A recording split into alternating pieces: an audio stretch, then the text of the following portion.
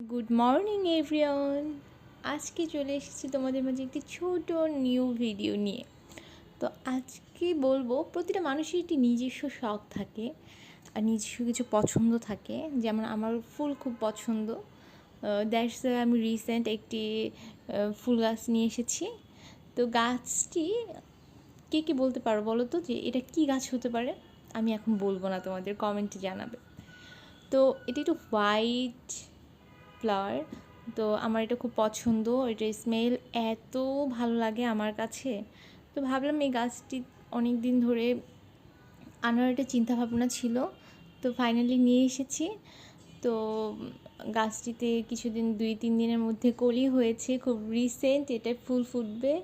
এটা নিয়ে আমি খুবই এক্সাইটেড যে না, নিজে ফার্স্ট টাইম একটি গাছ নিয়ে এসেছি, সেখানে কলি প্লাস ফুল ফুটবে, আর সেই ফুলগুলো আমার খুব পছন্দের।